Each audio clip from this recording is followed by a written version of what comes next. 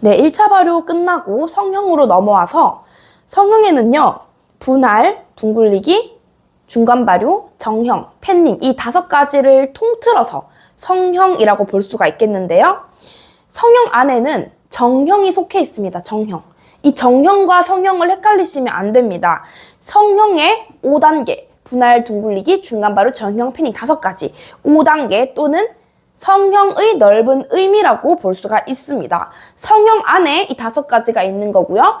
정형 안에는 밀기, 말기, 봉하기 등 이런 식으로 뭔가 모양을 만들 수 있는 것들이 속해 있는 걸 정형이라고 해요. 자, 그러면 분할부터 볼게요. 자, 분할은 이제 1차 발효가 끝났기 때문에 내가 원하는 무게로 반죽을 나누는 것이죠. 이때는 기계로 나누는 게 있고 우리가 늘 하는 손으로 하는 게 있는데 기계 같은 경우는 이제 대량 생산 공장에서 하는 방법으로 부피, 무게가 아닌 부피에 의해서 분할이 된다는 거 꼭 잊지 마셔야 돼요. 분할. 무조건 부피다. 기계는 부피다. 자, 그리고 반죽이 그 분할기에 달라붙을 수가 있잖아요. 달라붙지 않도록 기계에는 이제 유동 파라핀 용액을 사용하는데요. 이제 윤활유라고 해요. 윤활유. 윤활유. 기계에 반죽이 달라붙지 않도록 윤활유. 유동 파라핀 용액인데요. 요건 한 0.1% 정도만 사용합니다. 요것도 같이 알아놓아 주시면 되겠어요. 자, 그리고 소규모 빵집이나 우리가 제빵 기능사 시험을 치러 갈 때는 손으로 분할을 하는데 이때는 무게에 따라서 나누죠. 직접 달아서 분할하는데 사실 기계보다 손으로 하는 게 조금 더 오븐 스프링이 좋아요. 손으로 했을 때는 15에서 20분 정도 좀 넘지 않도록 너무 오랫동안 하지 않고 15에서 20분 정도 하는 것이 좋습니다. 너무 덧가루를 우리는 이제 기계로 할 때는 윤활유를 쓰지만 손으로 할 때는 기름을 쓰는 것이 아니라 덧가루를 사용하는데 너무 지나친 덧가루는 빵 속에 줄무늬를 만들 수 있기 때문에 지나친 덧가루는 생략하고 하시는 게 좋습니다. 분할 넘어가면 이제 둥글리기 하죠. 이제 분할했을 때 분할에 의해서 상처받은 표피가 있죠. 반죽의 표피들을 우리가 정리를 해주는 과정이라고 보시면 됩니다. 둥글리기, 글루텐 구조를 정돈한다. 목적이에요. 그리고 엷은 표피, 한 번 둥글림으로써 엷은 표피를 형성시키는데 엷은 표피를 형성시키면서 끈적임을 같이 제거해주는 역할을 하고요. 다음 공정인 정형을 좀 쉽게 만들어줍니다. 둥글리기를 함으로써 다음 공정인 정형을 쉽게 한다. 그리고 둥글리기를 하고 중간 발효를 하는데요. 이 중간 발효 중에 생성되는 이산화탄소 가스들이 있죠. 그거를 보유할 수 있는 표피도 형성시켜주는 것이 둥글리기의 목적이에요. 그래서 둥글리기는 정말 예쁘게 잘 해주는 것이 좋고요. 둥글리기를 우리가 기계로 하는 경우도 있는데 둥글리기를 기계로 하는 거는 이제 라운더라고 해요. 라운더라는 기계로 둥글리기를 합니다. 라운더 기억해 주시면 되겠고요. 둥글리기가 끝나면 중간 발효 들어가죠. 중간 발효는 잠깐 내가 정형하기 전에 쉬게 해주는 거예요. 그래서 다른 말로 벤치 타임이라고도 하고요. 또 다른 말로 오버헤드 프루프라고도 합니다. 중간 발효, 벤치 타임, 오버헤드 프루프 다 같은 말이니까 셋 다 기억을 해주시면 되겠습니다. 잠시 발효시키면서 우리가 이걸 왜 발효시키냐? 글루텐 조직을 재정돈시켜주고 가스를 발생시키죠. 중간 발효를 시키면서 가스를 발생시키면서 반죽의 유연성을 회복합니다. 그리고 탄력성과 신장성으로 이제 그걸 회복을 함으로써 밀어펴기 과정 중에 즉 정형하는 과정에서 찢어지지 않도록 하기 위해요. 중간 발효는요, 얘를 제대로 하지 않게 되면 반죽을 방금 둥글렸기 때문에 바로 밀어펴기가 어려워요. 그래서 중간 발효는 꼭 하는 것이 좋습니다. 이때 중간 발효 온도는 27에서 32도, 실내 온도죠. 상대 습도는 75에서 80%가 좋지만 보통 이제 실온에서 비닐 덮고 발효하는 경우가 많아요. 물론 이제 발효 시간 같은 경우는 반죽의 온도와 크기에 따라서 시간은 달라진다는 거. 자, 그리고 이제 중간 발효할 때 오버헤드 프루프라고 했는데 오버헤드 프루퍼라고 중간 발효기가 있어요. 기계. 중간 발효기, 오버헤드 프루퍼 여기에 넣어두기도 한다는 것도 알아두시면 되겠습니다. 중간 발효가 끝나면 정형 들어가죠. 정형은 우리가 방금 말씀드린 제가 밀기, 말기, 봉하기, 뭐 꼬기 등등 모양을 만드는 걸 정형이라고 합니다. 자, 그리고 팬닝. 자, 그리고 팬닝은 32도. 팬닝이라고 하는 것은요, 정형이 완료된 반죽을 팬에 넣는 작업을 팬닝이라고 해요. 팬에 옮기는 거, 식빵틀에 넣는 거, 철판에 옮기는 걸 팬닝이라고 하는데, 이 32도는 팬의 온도입니다. 팬의 온도가 32도가 적당하다. 물론 우리가 직접 빵을 만들 때 팬의 온도를 온도계로 측정하지는 않습니다. 하지만 이론상으로는 팬의 온도는 32도가 적당하다. 자, 팬에 기름을 사용하는 경우가 있어요. 팬 기름, 이제 이형유 또는 이형제라고 하는데 이걸 왜 쓰냐면 제품이 팬에 달라붙지 않도록 잘 떨어지라고 쓰는데 요즘은 철판이 너무 좋기 때문에 사실 팬 기름을 쓰진 않지만 팬에 이제 코팅이 좀 벗겨진 팬들, 잘 떨어져야 되는 그런 팬들은 이제 이형유를 사용합니다. 이형유를 사용할 때는요, 색깔이나 냄새가 없는 것이 좋고요. 그 다음에 발연점이 210도 이상으로 높은 것이 좋습니다. 발연점은 푸른 연기가 나는 시점이죠. 예를 들어서 180도짜리 발연점이 있고 210도짜리 발연점이 있는데 제가 제빵 같은 경우는 거의 160도, 180도에서 이제 색깔이 나기 시작하고 굽기가 형성이 되는데요. 이제 막 색깔이 나고 구워야 되는 이 갈색 반응하는 시점에 발연점이 180도여서 이때 푸른 연기가 나게 되면 어떻게 될까요? 그럼 빵 속으로 그 연기가 다 스며들게 되겠죠? 그럼 좋지 않게 되잖아요? 그렇기 때문에 빵을 굽는 그 온도보다 높은 온도를 사용해야 된다는 거. 발연점이 높은 기름을 써야 한다. 그리고 산패에도 잘 견뎌야 되고 이형유를 쓸 때는 많이 쓰는 것이 아니라 반죽 무게 0.1에서 0.2% 정도만 사용한다는 거. 팬기름을 너무 많이 사용하게 되면 제품의 껍질이 두꺼워지고 어두워진다는 것도 잊지 마세요.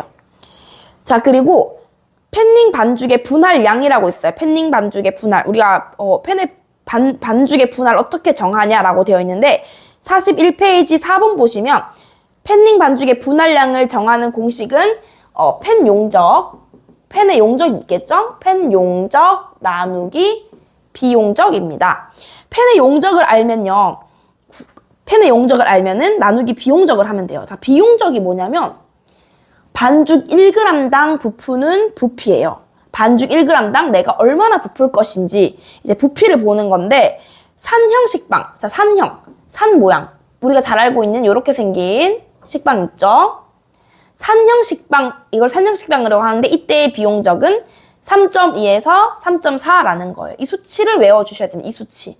3.2에서 3.4. 정말 잘 나옵니다. 그러면 내가 이 빵을 틀 어디에 넣을 것인지, 네모 틀에 넣을 것인지, 동그란 틀에 넣을 것인지, 식빵 틀에 넣을 것인지에 따라서 팬 용적 나누기 3.2, 3.4를 하면은 그 반죽 분할량이 나오겠죠. 팬 용적을 구하는 공식은 41페이지 밑에 나와 있으니까 참고해 주시면 되겠습니다. 그리고 팬은 관리할 때 절대로 물에 씻으시면 안 됩니다. 그러면 코팅이 다 벗겨지겠죠? 팬은 이형유를 바르고 280도씨에서 1시간 정도 굽는 게 연칙이에요. 팬은 물로 씻는 것이 아니라 기름을 바른 후 굽기를 한다라는 거. 자, 그 다음 성형 끝났고 이제 2차 발효 들어갑니다. 자, 2차 발효를 왜 하냐? 우리가 정형을 했죠. 모양을 만드는 동안에 이제 상처받은 표피의 상태들을 반죽은 이제 거친 취급에 다뤄지죠. 밀기도 하고 꼬기도 하고 이런 거친 취급에 의해 상처받은 상태인데 이거를 좀 회복시켜주는, 그래서 2차 발효를 하는 거예요. 회복시켜주면서 좋은 식감과 예쁜 외형을 얻기 위해서, 그리고 글루텐의 숙성과 팽창을 도모하는 과정이라고 보시면 됩니다. 2차 발효, 이거 의미를 좀 기억하셔야 돼요. 정형 과정을 거치는 동안 2차 발효 이거를 그냥 문제로 나온 경우가 있어요. 정형 과정을 거치는 동안 상처받은 상태를 쭉쭉쭉 이런 문제가 나오면 이건 뭔가요? 1번 1차 발효, 2번 중간 발효, 3번 둥글리기, 4번 2차 발효 이렇게 나올 수가 있는데 이게 안 헷갈릴 것 같죠? 근데 헷갈립니다. 기억하셔야 돼요. 정형 과정을 거치는 동안 이미 거쳤다. 아, 정형을 거쳤구나. 2차 발효라는 거 알아두시면 되겠습니다. 자, 2차 발효의 보통 일반적인 온도는요. 38도씨예요. 높죠? 오븐에 들어가기 전에 한 번 더 올려주는 거죠. 온도를 좀 높게 잡아주는 겁니다. 습도도 마찬가지로 1차 발효보다는 훨씬 높은 습도예요. 일반적인 조건에서는. 그러나 하스브레드나 페이스트리 같은 경우는 낮아요. 하스브레드라고 하는 것은 바게트나 하드로 같이 좀 겉은 바삭하고 속은 촉촉한 그런 빵들을 얘기하는데요. 이 하스브레드 같은 경우는 온도를 좀 낮게 잡죠. 습도랑. 자, 그 이유가 이거는 나중에 이제 칼집을 냅니다. 칼집도 내고 겉은 칼집을 내서 굽기를 하는데 겉은 좀 바삭하게 해야 되고 속은 촉촉하게 해야 되기 위해서인데 이게 처음부터 2차 발효하는 과정에서 온도가 높아버리면 겉이 좀 질겨지는 현상이 생길 수 있기 때문에 온도와 습도를 상대적으로 낮게 하는 경우고요. 페이스트리, 데니시 페이스트리, 크루아상 이런 것 같은 경우에는요. 더 낮게 하죠. 페이스트리는 속에 이제 유지를 감싸서 밀어펴기 하고 접고하는 것을 반복하는데 그 속에 있는 유지가 열을 받아서 수증기가 돼서 유지 속에 있는 수분이 수증기가 돼서 반죽을 들어 올리는 역할을 해요. 이 유지가 녹으면 안 됩니다. 그렇기 위해서 발효 중에 녹지 말라고 온도를 낮춰주는 거예요. 이 온도와 습도는 외워주시는 게 좋습니다. 자, 2차 발효실의 조건은 온도, 습도, 시간이라는 거 이 세 가지 알아놓아 주시고 그럼 2차 발효 다 됐는지 어떻게 알까요? 우리 완제품 크기 있죠? 완제품 크기에 70에서 80% 정도 부풀었을 때 2차 발효가 다 되었구나를 볼 수가 있겠습니다. 43페이지 연습 문제 보시면 2차 발효실의 습도를 가장 높게 설정해야 하는 것은 1번 호밀빵, 2번 햄버거빵, 3번 불란서빵, 4번 빵도넛 나와 있는데 정답은 햄버거빵이죠. 햄버거빵이 이제 상대적으로 일반적인 조건에서 굽기를 하는데 호밀빵은 하스브레드에 속하고 불란서빵도 프랑스빵, 바게트죠. 하스브레드에 속하고 빵도넛 같은 경우는 튀겨야 되기 때문에 너무 끈적이면 안 되니까 습도와 온도를 좀 낮춰서 발효를 합니다. 이것도 같이 문제를 풀어보고 기억을 하시면 되겠습니다.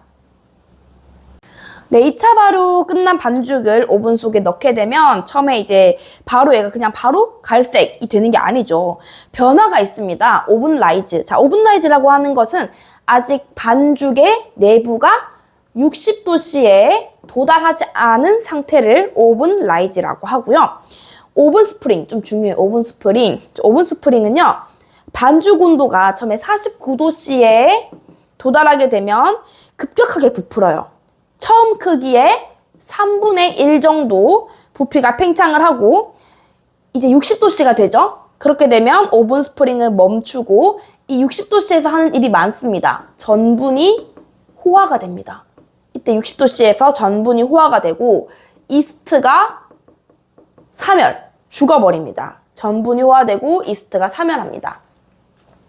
자, 그리고 60도씨 이제 온도가 올라가겠죠? 자, 74도씨가 되면요. 단백질 변성, 즉 단백질이 응고가 됩니다. 응고가 되면서 호화된 전분이랑 함께 빵의 구조를 형성하는데요. 이스트의 효소 활성은요. 60도씨까지 계속되고 아밀라제 적정 온도 범위 내에서 10도 상승에 따라 그 활성이 2배가 됩니다. 자, 그리고 점점 변화가 생기죠. 향의 발달. 이산화탄소는 부피의 팽창을 돕고 79도씨부터 알코올이 증발해서 그 알코올은 빵의 특유의 향을 냅니다.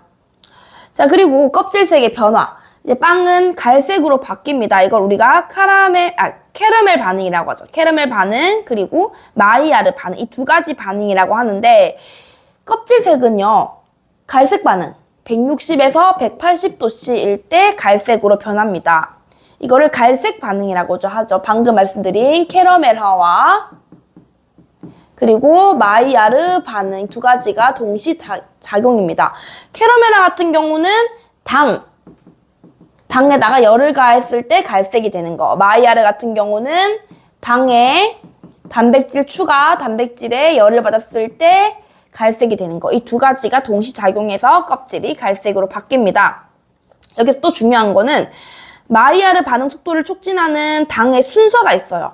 이 마이야르 반응에 촉진하는 당의 순서는 과당이 제일 높고요.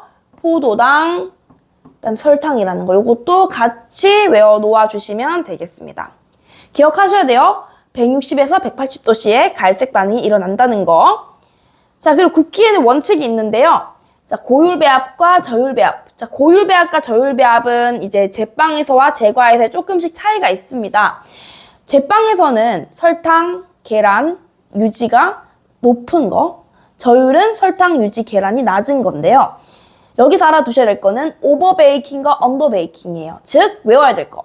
고율배합은 오버베이킹, 저율배합은 언더베이킹이다. 자, 이게 뭐냐? 오버베이킹은 저온에서 장시간 굽는 걸 뜻하고요. 언더베이킹은 고온에서 단시간 굽는 걸 뜻합니다. 외우실 때는 오버, 타임 오버, 시간을 오버했구나, 장시간 구웠구나, 장시간 굽는데 고온으로 구우면 타버리니까 저온 장시간 이렇게 외워주시면 되겠어요. 반대 개념이라고 보시면 되겠고요.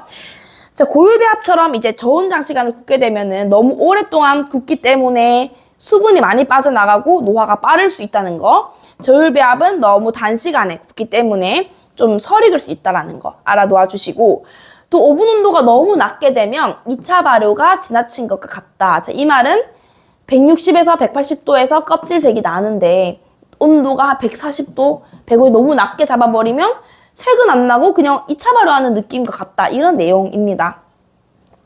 자, 그리고 굽기에서도 손실이 존재하는데요. 발효 손실이라고 했었죠. 발효 손실 말고 굽기 손실. 굽기 손실은 이제 굽는 동안에 수분이 증발하면 무게가 주는 걸 말해요. 배합률과 굽는 온도, 시간, 그리고 제품의 크기와 형태에 따라서 굽기 손실에 영향을 받기도 합니다. 45페이지 보시면 굽기 손실 비율 나와 있고요. 그냥 이거 한 번씩 봐주시면 되는데, 일반적으로 굽기 손실은 산형 식빵 같은 경우는 11에서 12% 정도의 손실이 있고요. 뚜껑 있는 식빵 있죠. 풀만 식빵 같은 경우는 7에서 9%의 손실이 있지만 바게트는 굉장히 높아요. 20에서 25%. 왜? 물량이 그만큼 많고 그만큼 오래 굽기 때문에 굽기 손실이 많을 수밖에 없습니다. 꼭 외워 놓아 주시고, 자, 그리고 2번 굽는 제품 브라운 앤 서브롤. 자, 이거는 이제 마늘 바게트 같은 건데, 이제 한 번 바게트를 구워내서 거기다 마늘 크림을 바르고 한 번 더 굽죠. 2번 굽는 제품 브라운 앤 서브롤도 같이 외워주시면 되겠습니다. 그리고 이스트 도넛. 이스트 도넛은 우리가 알고 있는 꽈배기, 빵 도넛인데요. 이때 튀김 온도는 180에서 193도. 이것도 반드시 기억을 해주셔야 됩니다. 자, 그리고 이제 굽기가 끝났으면 냉각과 포장을 하죠. 냉각할 때 좋은 온도는 35에서 40도씨에서 냉각하고, 이때가 되었을 때 이제 포장을 한다는 내용이에요. 35에서 40도씨. 그리고 습도는 38%일 때 냉각을 끝내고 포장을 한다라는 내용입니다. 냉각 방법으로는요, 자연 상태로 3, 4시간. 3, 4시간 동안이나 자연 상태요? 라고 하는데, 언제까지나 이론상이니까 꼭 외워두셔야 됩니다. 자연 상태로 3, 4시간 냉각하는 방법이 있다. 자, 냉각 손실 같은 경우는 아무래도 여름철보다는 추운 겨울철에 손실이 많을 것이고, 냉각할 때 손실은 2% 정도가 적당하다. 냉각을 너무 오래 하면 이제 온도가 낮아지게 되면 노화가 일어나고 맛이 없죠. 자, 그리고 포장할 때의 포장 용기의 조건, 이거 매우 중요합니다. 방수성이 있어야 돼요. 물을 흘려도 제품에 스며들지 않는 방수성이 있어야 되고, 통기성은 없어야 돼요. 바람이 통하는 성질 없어야 됩니다. 작업성 좋아야 되죠, 당연히. 그리고 값은 저렴한 것이 좋습니다. 이거 나왔다고 이거 페이크다 하고 찍으시면 안 돼요. 값이 저렴한 것이 좋다. 이 4가지가 포장 용기의 조건이 되겠습니다. 네, 제품 평가에서는요, 외부와 내부로 나눠지는데요. 외부는 부피, 껍질색, 바깥에 볼 수 있는 것들, 내부는 조직, 기공, 속을 잘라야지만 볼 수 있는 것들에 맛도 속해 있다는 거 잊지 마시고요. 맛 잊지 마세요. 맛은 외부가 아닌 내부라는 거. 자, 그리고 어린 반죽과 지친 반죽. 어린 반죽은 발효가 덜 된 거, 발효가 많이 된 건데요. 이거의 특성, 이렇게 만들었을 때 부피부터 향까지의 특징들이 나와 있고요. 요것도 이제 한번 읽고 문제를 풀어봐 주시면 되겠고요. 빵의 결함과 원인, 이런 것도 식빵 밑바닥이 움푹 패이는 결점, 쭉쭉해서 연한 껍질색 이런 내용들이 나와 있어요. 요것도 한 번씩 읽고 연습 문제를 통해서 문제를 풀어봐 주시면 되겠습니다.